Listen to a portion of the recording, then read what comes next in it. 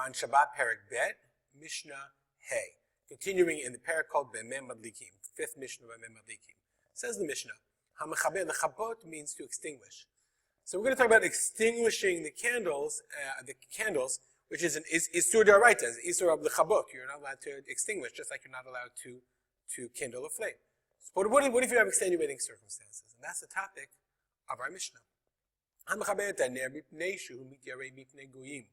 If you extinguish the candle because you're afraid of goyim, of non-Jews, i.e. you're running away from goyim, or the Bartanura says, I'm sorry, 1 second, Obdei Kochavim, Kagon Parsiim, the Persians, She'ein Menichim La'adik or B'yom Edam, they don't allow a person to light a light on the day of their joys, meaning on the day that they're celebrating the Avodah Zarah, Ela B'veit Avodash Kochavim Shalem, except in their houses of idolatry. So therefore, if they find out, if the non-Jews, it happens to be Friday night, is a night of their celebration, of their idolatrous celebration, and if they find out that you lit a candle, then it's gonna be bad.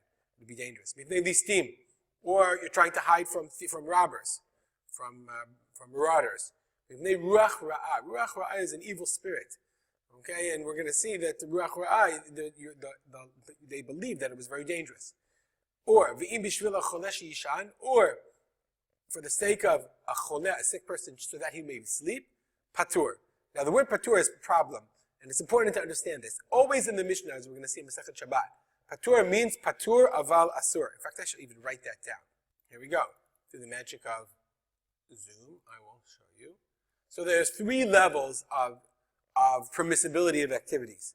First one is mutar, you're allowed to do it. Second one, as it appears in the Mishnah, is patur, which always means patur aval asur midurabanan. What are you patur? You are patur milahavi korban.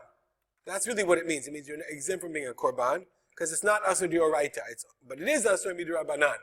And then of course there's chayav, and you're chayav chatat, or you're chayav mita, if you violated isur d'oraita. I think I'm backwards. This should be not bold, and that should be bold.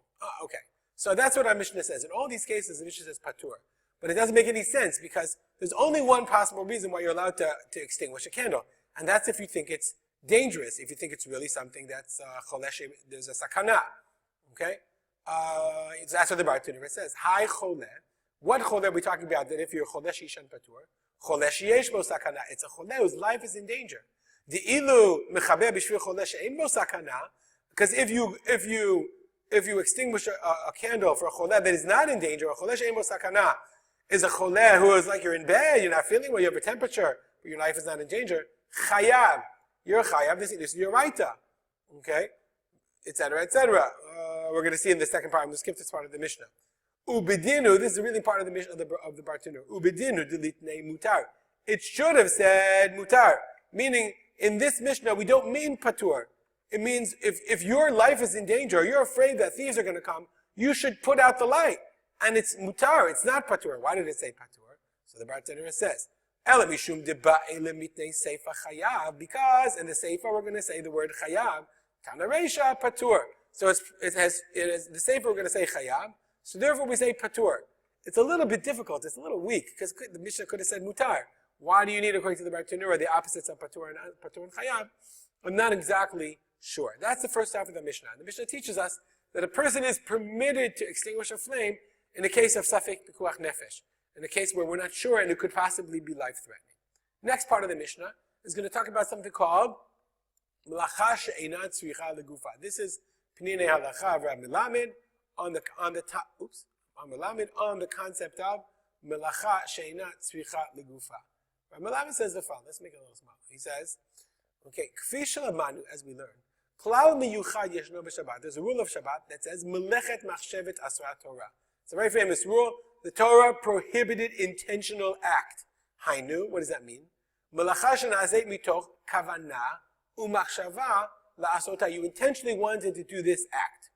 Okay? Mitoch kach, therefore, hit'orara machloket bein hatanaim. We're going to see there's a machloket tanaim. Ma adin kasher adam mitkaven la'asot melacha mesuyemet shelo l'torah kufa. What if I intend to do an action, but I don't intend to do it for its purpose? Now let's look at our Mishnah, because that's what the Mishnah is talking about. It says the Mishnah. Kechas al haner. Let's say I put out the light because I'm worried about the ner. About the ner in this case is the receptacle. Kechas ala shemen, or I put out the light in order to save oil. Kechas ala ptila, or I put out the light in order to save the wick.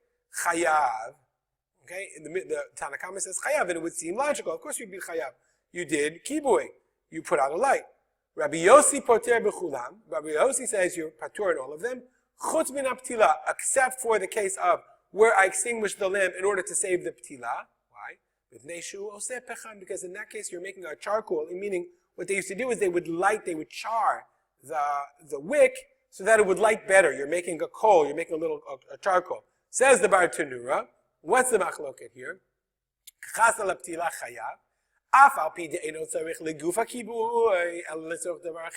Why am I being mechaber? Why am I putting out the lamp?